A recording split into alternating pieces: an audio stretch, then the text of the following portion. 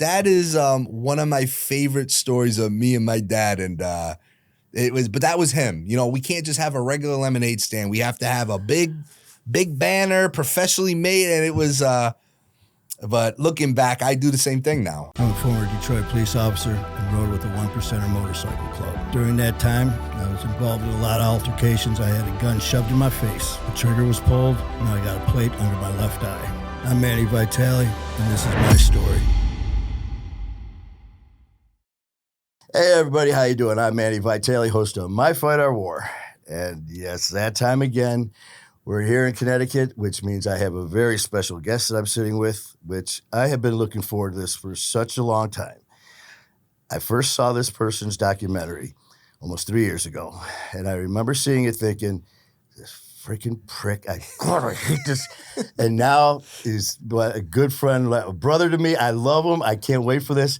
So here he is, AJ Galante. What's up, Manny? Man, we've been bullshitting before we started. I know. Like, I said we better get going because we're going to lose the stories. But thank you so much for coming on. Anytime. And, appreciate it. You know, there's so much. With My Fight or War, there's a lot of comeback stories and stuff like that. And a lot of it stems from what I saw in this documentary and you growing up and the things that happened. So there's a lot of different paths here. And obviously the one, you know, that started was obviously with, you know, your dad and the legal things that happened, but it kind of groomed you, not kind of, it did, into the man you are. I mean, your school, when you came back and the teacher said, what did you learn? And what you said, don't rat. Well, it's funny, Manny, because first of all, thank you for having me. It's an honor, but, you know, it's funny because, well, I tell people this all the time. I don't say it to be funny or cool, but I never thought the documentary was going to reach someone like you in Detroit or, you know, someone in Calgary, Alberta. It's so humbling to talk to people who've really watched it and learn. And it's just so weird to me, humbling.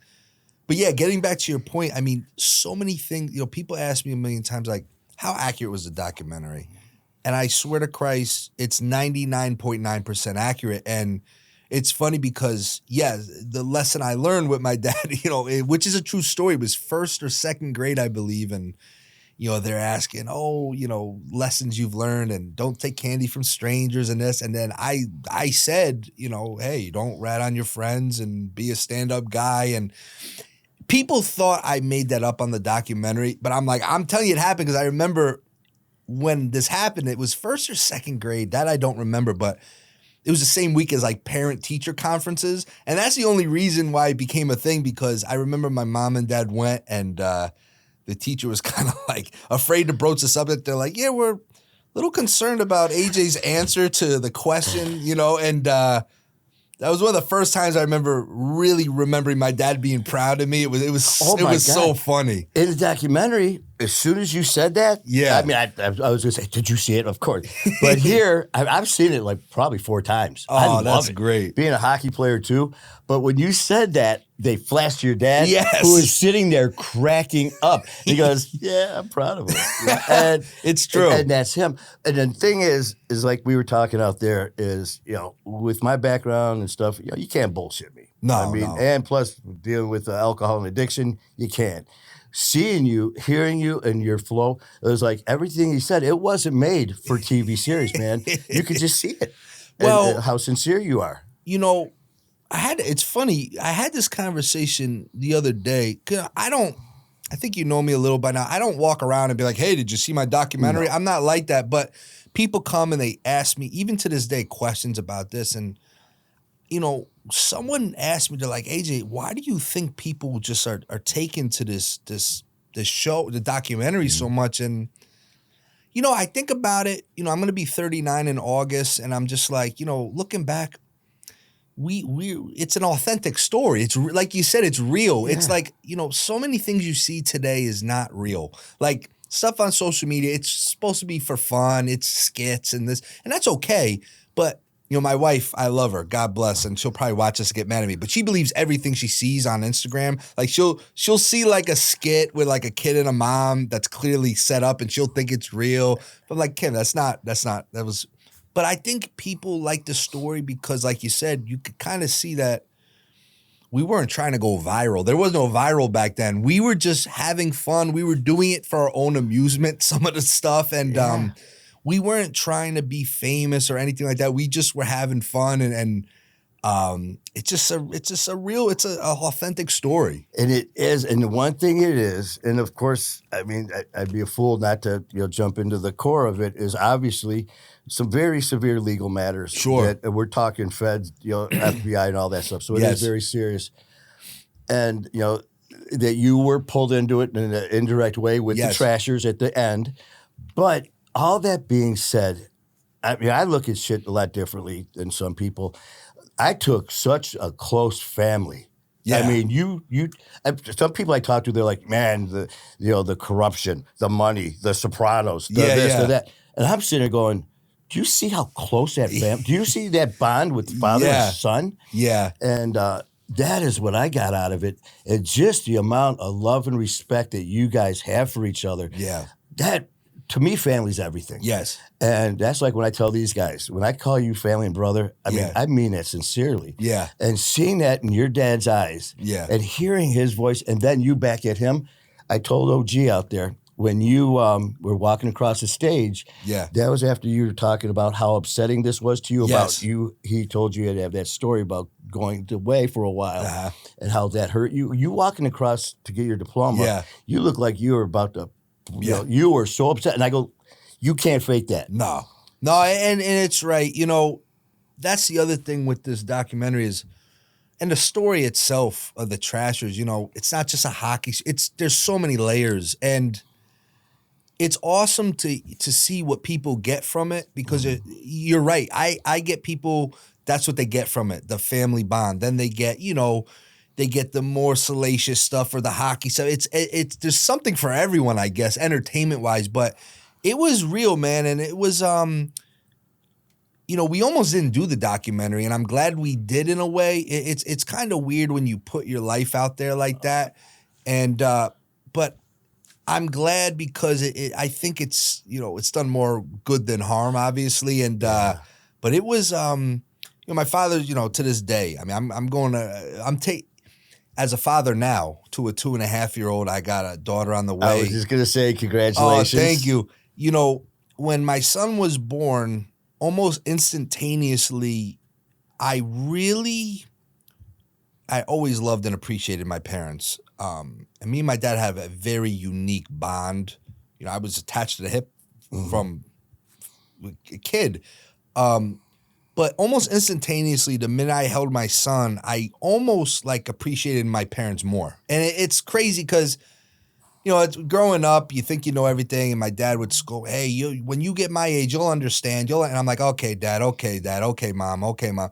And then it happens. It's a shame that that validation doesn't come till years later, but it's true because I remember holding my son and even the stuff I do with him now and just you die for that kid, and I know my dad would do it to this day. And it's I'm very blessed because I know there's so many kids. I deal with it at my boxing gym. There's so many kids who don't have parents, don't have a dad in their life, don't have a mom in their life. And I'm very, very fortunate, and I every day that goes by, I count my blessings. Oh, like I said, there are so many layers, and just starting from the beginning here, going forward, when you in that documentary, I remember saying, I really didn't know that I was different than other kids until my 10th birthday. Was that when The Rock and everyone just showed up? Yes. I mean, so here you are, and and again. Like we were talking here, I'm watching this at the beginning, and the commissioner, the editor, talking about you before I even got to do your speaking part. I'm like, I hate this guy. I hate this guy. And then as it's going on, you root for the bad guy. Oh my God! But so here you are at this young age, and it was at the turning point when you're like, well, wait a minute, I'm not like my buddy Billy here. His birthday party's not quite the same. How did that come about? Having WW, not just Rhino. No offense, Rhino. Yeah. Triple H, Shawn Michaels, China, The Rock. How did that come about? Well, yeah, I mean, So wrestling was my first love, but even before hockey. And to this day, I mean, there's an event on tonight I'll be watching. Like, I love wrestling. I watch it. I just can't help it. I just love wrestling. As a kid, I'll never forget the first wrestling event I ever went to was at Madison Square Garden. It was a house show. It wasn't televised. It was a steel cage match. Psycho Sid versus Bret Hart. I fell in love. But, I noticed, my dad wasn't really a wrestling fan growing up, but he became one through me. And my dad actually was very close with an old-time wrestler, and some people know him, some people don't, Captain Lou Albano. Oh, Super Mario. Yes. My dad and him were very close. Captain Lou lived around here in New York. And at the time, so it was my 11th birthday, it was 1997. And I guess I've learned later on how it came about. Captain Lou Albano was still involved with WWF at the time as an agent, helping booking. And just so happened the day of my birthday party that summer, I'm born in August, they were on tour and they were going to New Haven, Connecticut that night, which is 45 minutes south of us. So I guess my dad put two and two together with Captain, was like, hey, you got any guys, if they're coming to New Haven, maybe let's stop at the birthday. I don't know what he paid. I mean, I know they didn't do it for free. And sure as shit, like you said, they weren't even who they were now then. They were just like Triple H was Hunter Hearst Helmsley, Yes. China. It wasn't even The Rock. It was Rocky Maivia, Yes. Billy Gunn, Honky Tonk Man was there, Captain Lou. And it was like, it was, my dad's not good with surprises. The original thing was it was going to be a surprise. We had a pool party and they were just going to show. All my friends were wrestling fans. But he couldn't help it. The day before, he just was like, I got to tell you. And I didn't really believe him. But I mean, I was turning 11. I know my dad's a serious guy and he never lies. But something about me was like, this can't be real.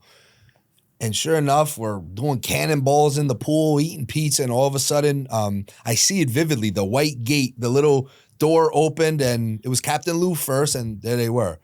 It was like, one of those old Westerns when you walk into the bar and it's quiet. It was like everyone just stopped. And it was, I mean, like I said, those mid to late 90s, wrestling was. Oh, yes. And all my friends were like, and, it's one of those things where, you in the moment, you're loving it, you're joking. Triple H was the best guy. Rock was actually very shy at the time, which is weird because now he's the biggest thing going. But he was very shy. And I remember Triple H, Hunter Hearst Helmsley, was trying to get, hey, lighten up. It's a kid's birthday, Rock. And they're like, Rocky can't swim. Let's throw him in the pool. And I have home video of this. And it's like the funny. So sure enough, after we go to that wrestling event at night in New Haven, and me, my dad, my sister, and three of my best buddies. In the car ride there, it was starting to hit me like, this isn't normal. You know what I mean? Like, how the hell did he, pull that one off? And, it's, you just, little things, even now at 38, almost 39, you look back and you start, oh, I see. Like, you put the pieces together and, but yeah, that just made me love wrestling so much more. And seeing where they all got to, I mean, Triple H basically runs WWE now. Yeah. The Rock is the biggest movie star in the world. China Lord Wrestler was an icon. It's crazy, and it's like everyone always asks me about that birthday party. And I'm just like, it's nuts. Well, and it just coincides with what you said. Up until then, you're AJ Galante, Yeah, yeah. And that's just like, oh. And, so as this was all progressing, obviously from then, like you said, okay, something might be a little different. With, the business and all that is, and, the trash business, is that something, I mean, you grew up with it. I mean, go with your lemonade stand. Yes, What it was how much did you extort from that poor slob? Yes. I love that line. That is one of my favorite, that's one of the hardest, even as a kid, I was 5 then, 5 or 6, so we're talking 1991.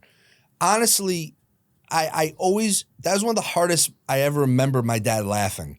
Because, once again, everything with my dad, you got to do it big. It can't be, my dad came from nothing. And so you know, like you hear these stories all the time. People, guys or women that come from nothing, then they have it. And, you know, you're going to enjoy the fruits of your labor. And I remember jokingly, you know, saying to my dad one day, like, oh, me and cousin Tony want to have a lemonade stand. We're talking like at the house. Meanwhile, we would have gotten no customers because, you know, it wasn't like we weren't living like in an inner city where there's a bunch of, we had no foot traffic. So my dad's like, yeah, we'll set something up at the yard and this and that, which now as an older guy, that's smart because they're not going to say no to the boss's son. So we, sure enough, you know, me and my cousin Tony, like you'd see in a 90s TV show, we row AJ and Tony on a construction, but he had a banner made for us, AJ and Tony's donuts and lemonade, 50 cents, what a deal. And he put it right in front of the transfer station where literally every truck had to come, weigh the scale house. And my dad would stand out there and every guy had to get out and buy these two idiot kids a donut or a lemonade. But in the documentary and in the home video was guy paid with a 20. And, you know, guys were coming in buying a donut, 50, here's a dollar. Oh, don't worry about the change, it's $1. So this guy had a 20, gave me a 20, and my uncle at the time, who was kind of supervising us, was like, "Oh, AJ, open the cash box. We gotta give him change." And I was like, "Change? No change. It's a 20." He's like, "Yeah, you gotta give him like $18 back." And I was pissed because I didn't understand the concept of change. So and my dad's laughing in the background. I think my mom had the camera. My dad is laughing so hard, and that's where he said, he just extorted 50 cents from some poor slob. Yes. And I look at my dad, and he's laughing at me, and I slam the desk, and I go under the table, and I was pissed. Oh, and that is one of my favorite stories of me and my dad, and but that was him. You know, we can't just have a regular lemonade stand. We have to have a big banner, professionally made, and it was, but looking back, I do the same thing now. Oh my God. Well, the thing is, just like you said about your son, is what your dad said about you, how his company, I had one truck, I needed more. Yes. It started to grow, and that was his happy place. Yes. That's what made him. Yes. That's what made him Jimmy Galante. Yeah. Until you were born. He goes, my life changed. Yeah, just it's like true. You just said. It's true. And, you know, one thing I learned early on is, you know, I never have purposely or intentionally tried to be like my dad. Mm. But I am so much like him, it's eerie, to the point where sometimes I'm at my office and I'll do or say something, and I'm just like, I like flash back to White Street in Danbury in like the 90s. I'm like, oh my God, that just sounded like my father, you know? And, you know, we have the same DNA. I always tell people, your blood is your blood, but, you know, doesn't mean your personalities are the same. We have different personalities, but I'm very much like him in so many ways. And I catch my same thing with the boxing gym. I wasn't doing it on purpose. I don't feel like I'm comparing myself. I don't think I could ever compare to him technically, but same thing in the gym. I got one bag. I need another heavy. I need a heavier bag. I need the heaviest heavy bag that's out there just to say I had it. And I catch myself like, my God, it's just how it is, I guess. It's just in the genes. Yeah. But my dad, and you know, as a kid, I would think a lot of it is annoying, like very OCD. Every morning at the yard, we'd go into the paint shop. Everyone, you know, the guys would meet there. We'd have our buttered rolls and donuts and coffee. I would be drinking Yoo-Hoo. And I'll never forget, 6, 7 years old, we're in the early 90s, and this was in the paint shop. So this one guy, his name was Louis. To this day, I feel for that man because he would hand, you know, paint the trucks, the garbage trucks. I would think to myself as a kid, who cares? It's garbage. My dad needed it. You could eat off those trucks at the time. And he had the pinstripes, everything. I'll never forget, I swear to Christ, it was the summer of like 92, 93. I'm sitting there eating my donut, and poor Louis, you know, because my dad, hey, Louis did it. And Louis was just like, he would have enough, you know? And one day my dad's sitting there, and Louis had put on the decal, AWD, the company was called. And my dad he's got great vision. I don't have his legit vision. He goes, Louis, that's off. And I'm looking at it as a kid, I'm like, and Louis like, what do you mean it's off? everyone's, it's funny because no one would do it to my dad's face, but I'm looking at the other guys. They're all looking at each other like, it's not off. What the hell's wrong? My dad goes, I'm telling you that decal's off. No, it's not off. I measured it 8 times. My dad gets a ladder, goes over. I'll never forget this. It was off. I'm telling you, Manny, it was an inch maybe. He said, strip it, do it over. And Louis was pissed, but he did it. I just remember as a kid being like, my dad's a dick. You know what I mean? Like, that's a dick move. But as I got older, I understand now, and I understand those details, and I understand the pride in your stuff. It's a boxing gym I have. It's not a palace, but I want my bags, the ring, to look nice. And people say, who cares? I'm like, no, and then I always go back to that pinstriping incident with that truck, and I'm like, I get it now. I really do. I understand. Yeah, and that makes so much sense in business. Like, and you just kind of answer it too. It's a garbage truck. Yeah. But you know what? That's your dad's legacy. That's your dad's business, and that's his name. Yeah. And if it's half-assed, well, right. To him, that's personal. My company is not half-assed. My employees are not half-assed. Yep. And for you, that's it. You nailed it. So it is. And it's so true. And he's like that even now. I mean, he's 73 now. I mean, he's exactly the same. And that's why I love my dad is he is what you see is what you get. He's never put on an act. He is literally, he looks younger than me. I mean, he is literally on an oil truck every morning. He just goes out, doesn't need to really. But he's, your guys' generation, it's work till you die, basically. But I'm no different. I work 7 days a week, and I'm just like, I'm going to try to relax. I can't, because if you really care, legacy is everything. If you care about what you're leaving behind, or even if you're not leaving it behind, the memories, what people will remember, that's important. Well, obviously there was that time where he did have to go to prison for that for a short time, for that first stint. And you grew as the man of the house. Yeah. And the thing is, too, I remember wanted to get you into football. Thank God he went into hockey. Yeah. And when he got out, the pride that he saw with you out there just whooping ass. And the thing is, we got so much in common in that aspect. When I'm watching this, I'm like, all right, the guy don't take no shit. He's earning his way up and all this stuff. And, we're looking alike here, man. But, I know, right? And then when I heard about your knee injury and all this shit, but your dad was just in awe of how talented, but besides having the skills, you were knocking people the fuck out.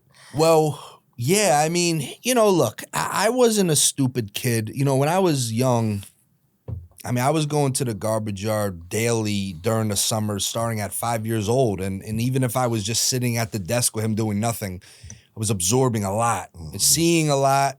And I knew very early on my dad had a presence. He's a tough guy, still is. And he's just, he's old school.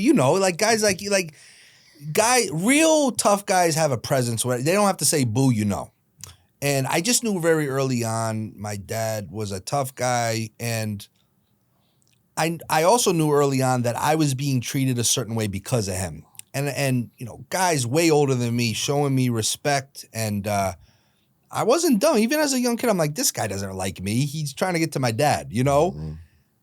And I think I always felt that I had to prove to myself, I just, that became the thing for me. Like if my dad worked at IBM and was the best computer programmer, I'd want to prove how smart I was. Like, I can code too and do that.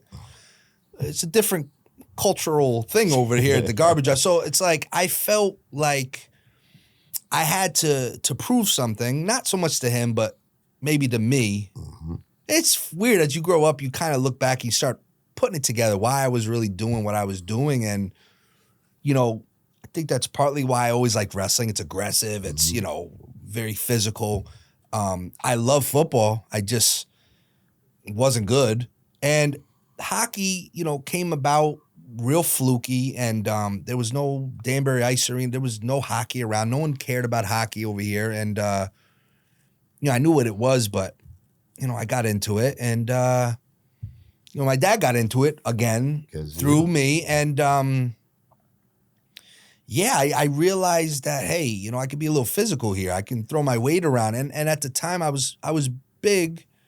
And I just was like, that's the player I'm going to be. I'm going to be just a bruiser. I'm not going to even try to score. I'm just going around. I'm throwing a body. And again, it's like that addictive personality. It's like when I saw my dad, when I felt like I had his approval the first time with a big hit, like I got to do it again and again and again.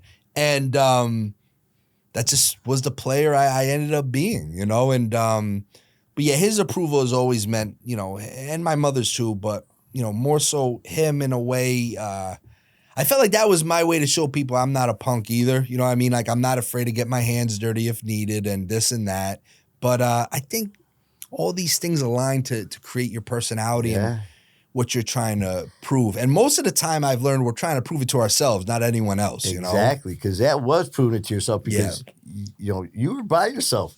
You weren't at your dad's side. You were on that ice on your own with your teammates. Yes. But you were knocking the shit out of people on your own. Yes. No one was doing it for you. You didn't have some guy, looking at your dad then. No, you were doing it. Yeah. So, that was my way to kind of say, I'm Jimmy's son. You know what I mean? I'm AJ. Yes. Yeah, And, I'm AJ Galante. But, it's just...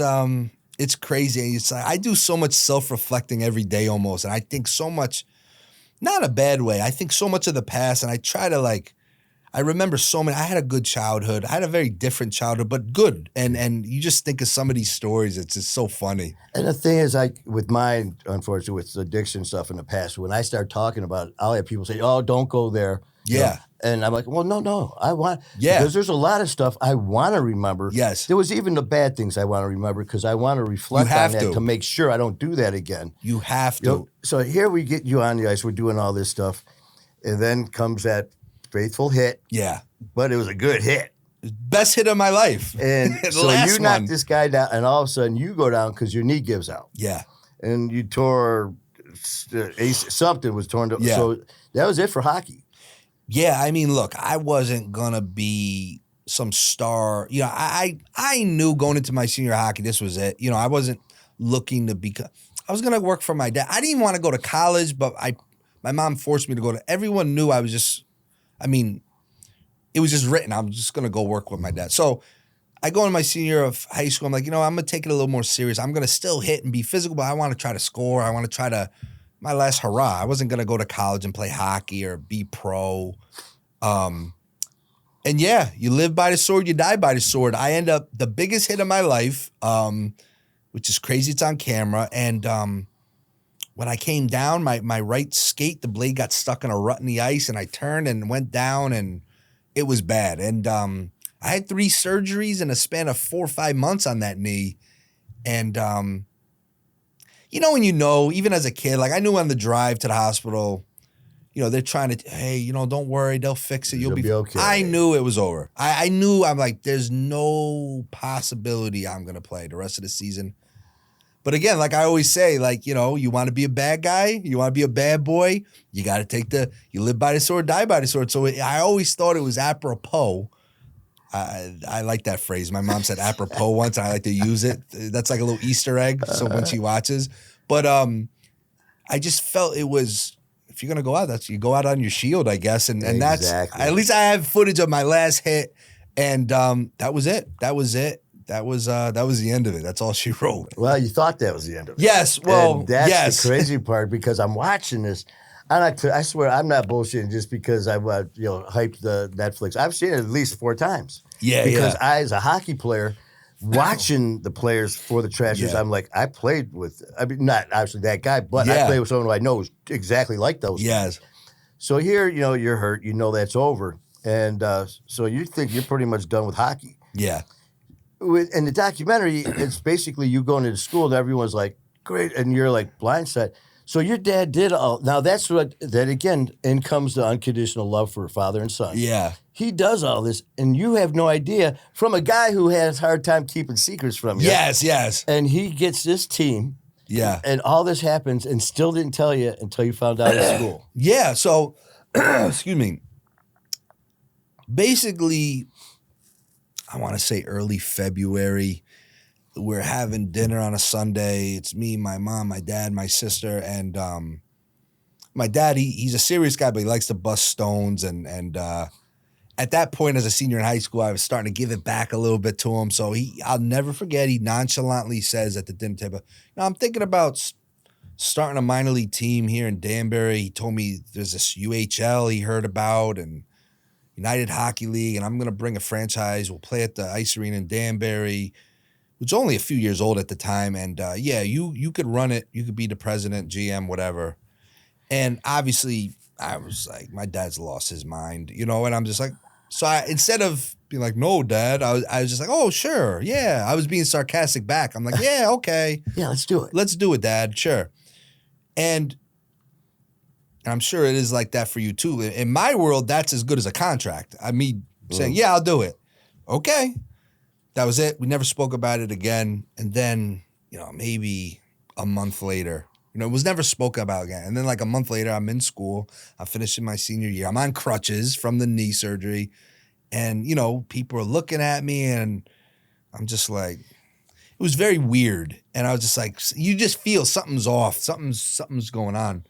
And that's when I went to study hall and Mr. Parks, I think his name was, science teacher came over and was like, oh my God, I can't believe this is going on.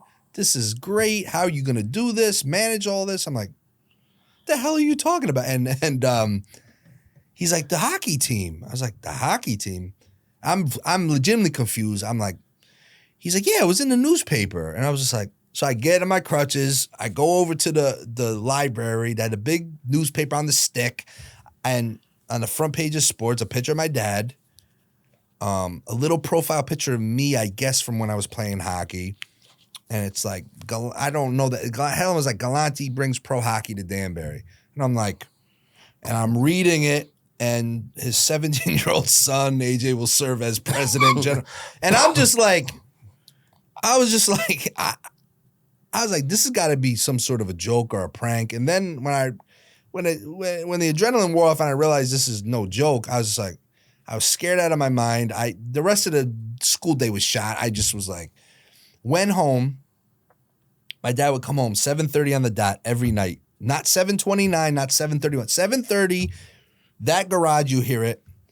And he comes in. And this is why we're weirdos.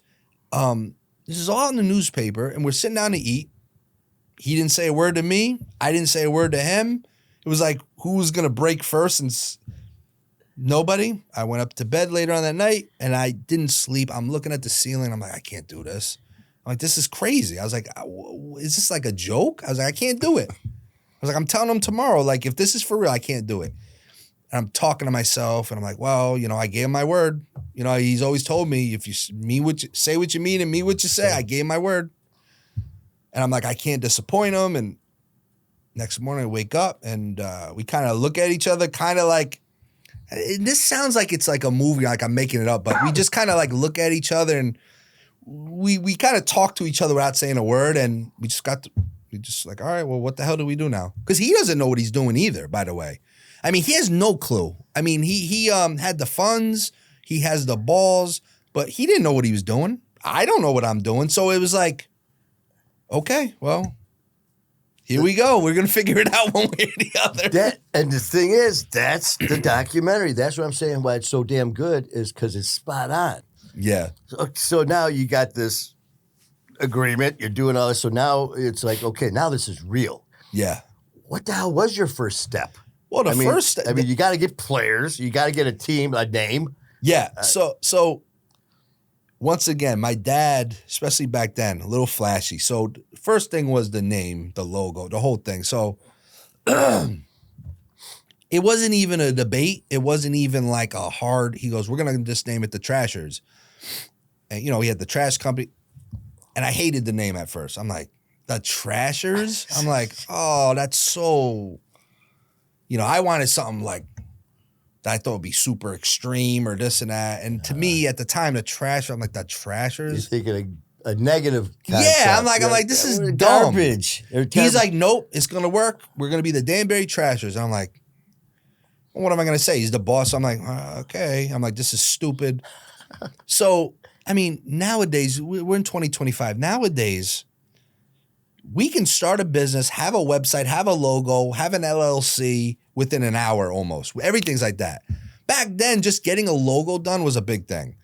Like, it takes time. So the guy who used to design the garbage trucks, like the stenciling guy, was going to make the logo. And it was by far the worst logo ever.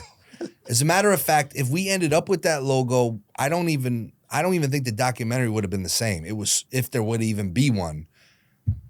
And it was just a spelled out word, Trashers, and the T kind of hooked to make an underline to a, it was bad. Sure enough, a guy who, this is a true story. A guy read about the Trashers in the paper. He works in Manhattan. He was taking a train. He got so into this story that he sketched the Trasher logo that you see on the hoodie there. He sketched that logo on the train. He's a marketing guy. Faxed it to my dad's office from Manhattan. He's a Danbury guy. His name is Dominic too. And the secretary actually gave it to me. He was like, oh, someone. And I was like, oh my God, now I see it. There it is. The Trasher. You know what I mean? You got the vision. And that was kind of like, it set the whole thing in motion. It's the craziest. It was like that one domino that needed to fall. Yeah. And my dad loved it. And yeah, that was the first thing. Trashers. And then, we'd sit around his office like, branding, what are we going to do? And we're just going to be the bad boy. Wrestling, let's create the first ever heel hockey team. This is like the old Philadelphia Flyers. Yes. With Bobby Clark, Mary Broad Street Bullies. Like, we are going to create, in wrestling terms, the bad guy heel, but as a team. Like, when we go to another market, they hate us. They're going to throw shit. And slowly, again, this wasn't really social media days. Slowly, this story started getting out. And people were like, there's a garbage guy with no experience with his 17-year-old son starting a team. So ESPN was sniffing around like, is this for real? When they found out it was, the New York Times, I remember I did an interview in my school once on a payphone.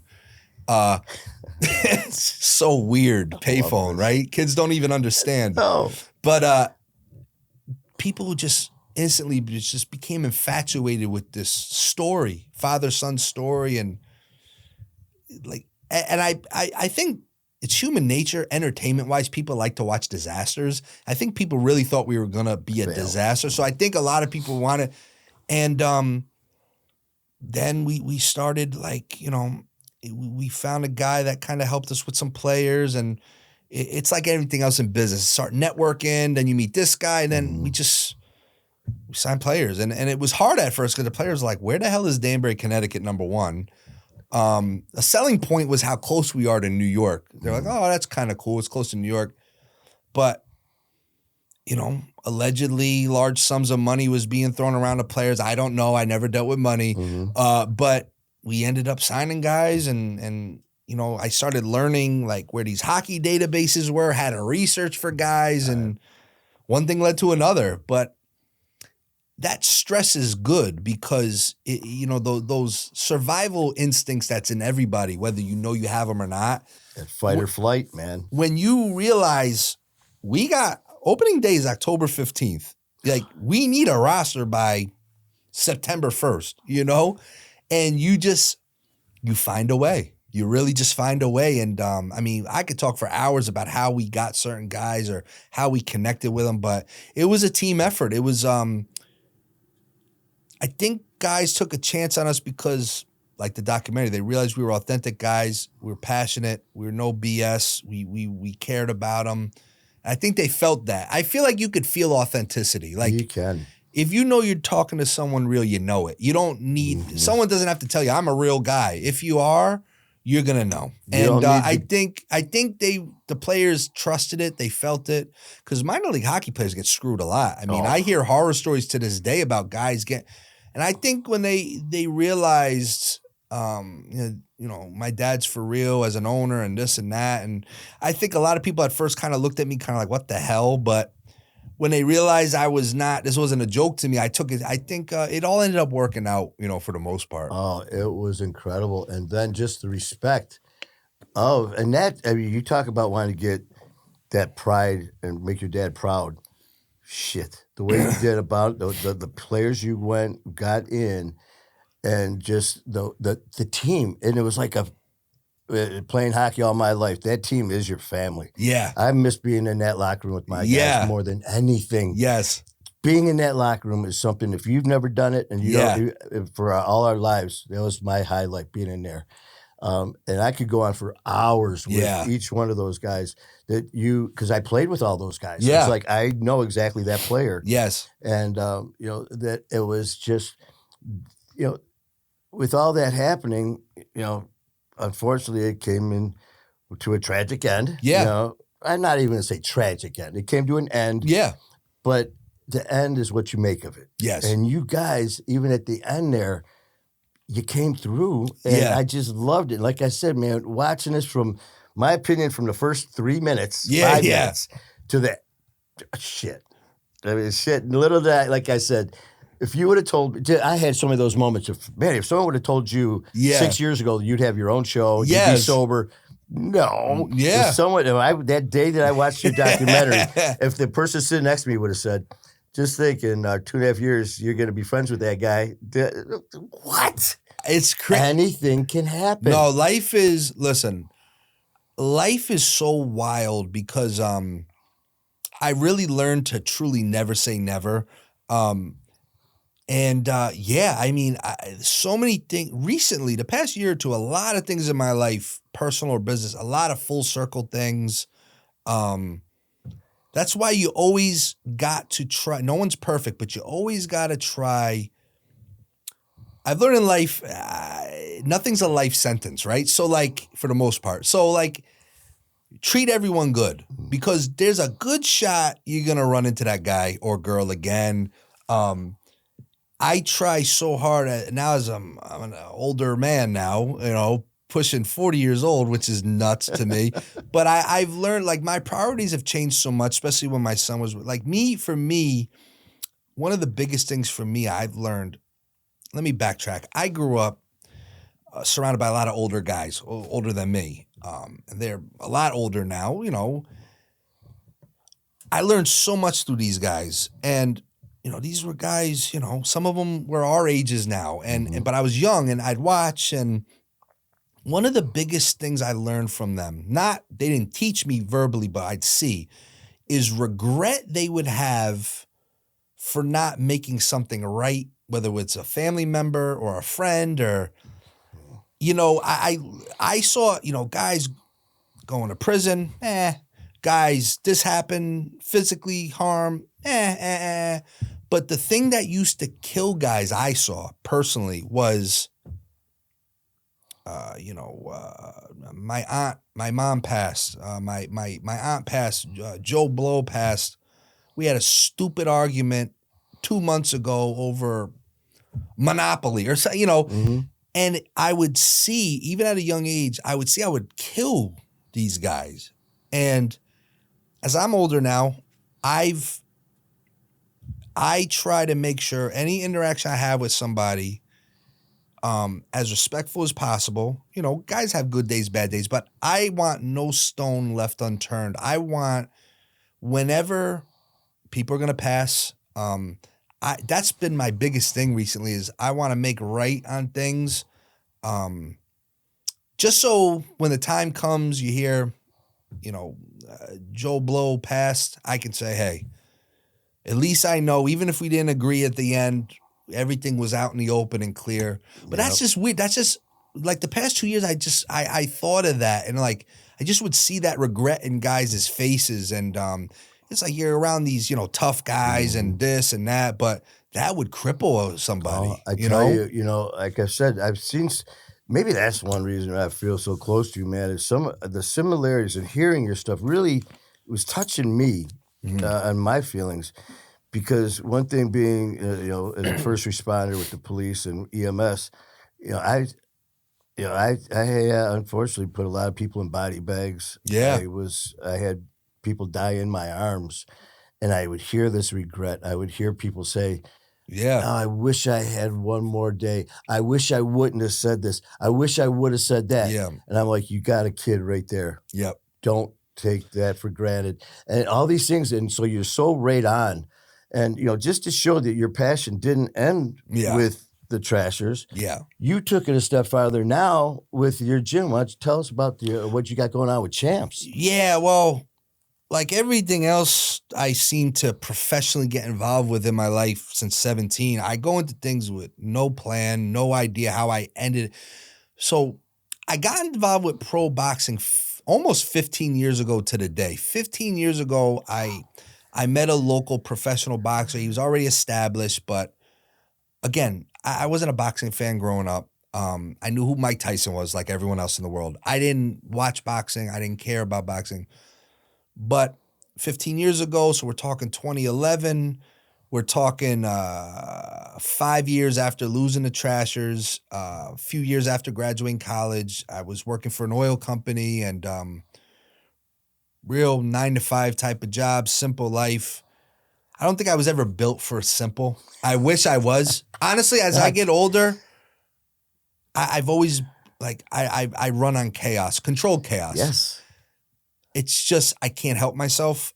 That's a whole nother story. But I kind of settled into a real simple life, which looking back, I miss in a lot of ways. But I met indirectly meet a guy.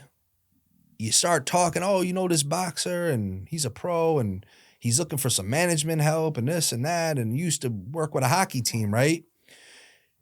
I don't think the guy who was talking to me did that on purpose, but when he said you used to work with that hockey team, something just clicked. And I'm like, yeah, I did work for that hockey team. I want nothing to do with the Trashers or hockey ever again. But he pulled on my heartstrings without trying. And I'm like, well, what does the guy need? And I was still living at home. My father was away. I was living at home. I was with my mother. And thankfully didn't have a lot of bills. I was making a decent salary. I was saving. It's like, oh, well, he needs, he needs help with this. And then I started thinking about it and one thing led to another. And then I'm just like, well, if I'm going to be supporting this guy a little bit financially, I want to, help in the decision making. And next thing you know it, I'm in the Bronx meeting the promoter and setting up a fight in New York City, an ESPN fight. And here we are. And then again, full circle. I go from, I'm just going to help this guy out a little. Now I'm like, same thing. Wow, I should get another fighter, work with another guy. And I'm not trying to be like this. It's just natural. Now I got to have I work with another fighter out of Brooklyn, working with this one. Now I'm like, man, it'd be kind of cool to have our own gym. We don't have a place for it. It's like getting the action figure toys and, well, where am I going to put them? Where am I going to put them now? You're going from third to first instead of first to third. Yes, always. That, Manny, that is the greatest analogy I've never used, but that's my life. Third to first. I don't know how I got to third, but I know I probably should have touched first and second first. I didn't tag up, right? So I ended up with actually the gentleman who's a pro trainer. His two sons are big time pros now, but a little over 10 years ago now, found this space, told me about it, and we went into it together, and we formed the gym, Chance Boxing Club, and once again, never ran a gym. I put a ring in there, bags. What could go wrong? And it's been a run. We've learned I've learned the hard way financially, and a lot of time. I don't believe in wasted time. I definitely wish things could have been done sooner, but I believe in wasted money, but not wasted time, because if you learn from that wasted time, it's not a waste. It's not a waste. So we've done a lot. We have we're going on 10 years at the end of this month. We have a really great team. We do a lot with the community. That's where I get the most satisfaction. I don't really get a lot of satisfaction out of I don't even like to watch boxing still. I just deal with it every day. I'm bored with it. But I enjoy with the kids coming in and we don't even really push the kids to compete. We want them to do school and maybe try the sport. But we've created a culture here, like we created a culture with the Trashers with hockey. And I like being part of creating cultures. I don't look at myself as a business guy. I'm more of I like to create these cultures and cultivate them and see where it goes. Oh, man, I tell you, you're doing it, man. It's just the DNA. I mean, your dad, you could see it in his eyes and hear it in his voice when he talked about you and just nurturing you and your dreams. You're doing that now. And it's weird. It's very weird because, like I said, I mean, that's why I'm a firm believer in your environment and what you're raised around. I was literally around my dad in a very unique way since 4 or 5 years old. I mean, he's always my dad. He was always in my life, thank God. But we have a different relationship. And I just saw a lot, and that becomes you absorb. I mean, you see kids that unfortunately grow up in tough areas in inner cities like Detroit and Philly, and it's tough to break out of a mindset because it's me. I absorb so much, and it's what you're surrounded with. And I look at my son now, and there's so many traits I want him to have that me and my father have, being a little old school in this. Yes. But I really don't want him to be like me at all, or us. I want him to be like a baker or something. Don't worry about sports. I mean, if you want to play, but I've got a little soft with him. I want him to, my dad, in the family lineage, my dad broke the generational curse of, poverty, and wasn't easy. He made a lot of sacrifices. He took it like a man. He did what he had to do. Then the ball was passed off to me. He never did on purpose, but I'm in a shadow. I have a lot to live up to. I try not to revert to certain mentality that I saw growing up. So I'm trying to do my part to pass the ball to Dominic, where he will just be able to be the 9 to 5. Yeah. Or maybe I was like, maybe he'll be a baker. We'll open a bakery and he'll make cannolis and Zeppelis all day, or something like that would be nice. But I don't want him. Look, my dad always told me, I don't want you to grow up like I grew up, worrying about money, food. And I didn't, thank God. But there was a lot of things, whether people believe it or not, I endured that I don't want my son to ever worry about. And that's my job now, as hard as it is, because it's a lot of natural tendencies I'm trying to push. I don't want him to ever see that. I'm not going to, look, I won't ever, like my dad with me, I'll never sugarcoat it to my son. I'll tell him history about this and that, but there's a lot of things I carry to this day that I don't ever want him to carry, if that makes any sense, sense. Prison visits aren't fun, especially, I know it's tough for the guys inside, but it can be as tough for the families. And I don't ever want him to, have to make those rides, because those were not fun, And it does affect the family. I mean, the birthdays, the holidays. Yeah. And that was documented too. And I know what you mean, man, because my life, I sit there and it's like 9 to 5 sounds so nice. But for me, it's just like, or you could do, let's see, you've never done a show before. So now let's do 2 shows. Yeah. Now let's be a guest on 3 other shows. Now let's go to New York. Now it's like, I've never done this ever. Oh, yeah. And it's sometimes, look, we always want the opposite. So if we were working a 9 to 5, you'd want this life. Yes. We want simple. Well, if we wouldn't know what to do with simple. No, and like you, I'm definitely not the smartest guy, man. But like I said, you can't fool me, man. But and I'm not stupid, but I soak everything in and I listen. And I'm not going to use everything you tell me, but I'm going to use this, and I'm going to use this from you, and I'm going to put it together in my twisted way. Yes. And that's why so much, I feel we got so much in common in that aspect. And I tell you, man, AJ, I really appreciate you spending this time. No, of course. And this is, you know what? I've touched on about this much is what I want to talk about. There's so much, just our hockey, the team, and so many other things. And I'm going to be here every 6 weeks and stuff. Well, we'll have to do it again for sure. I'm going to be coming out to your gym, of course, Coach. I talked to Coach Dave. Yep. And all that. So this is something. Plus, I know we talked about, maybe getting on some shows together. Yeah, absolutely. So we're going to work all this out. It's going to be fun. It's, like I said,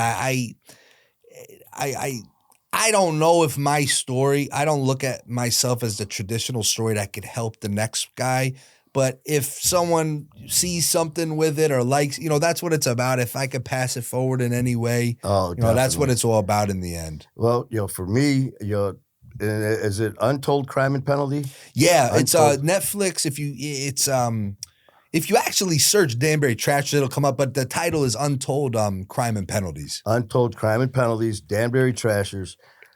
I've seen it 4 times. I will watch it over and over because I absolutely love it. Each player in there I can relate to.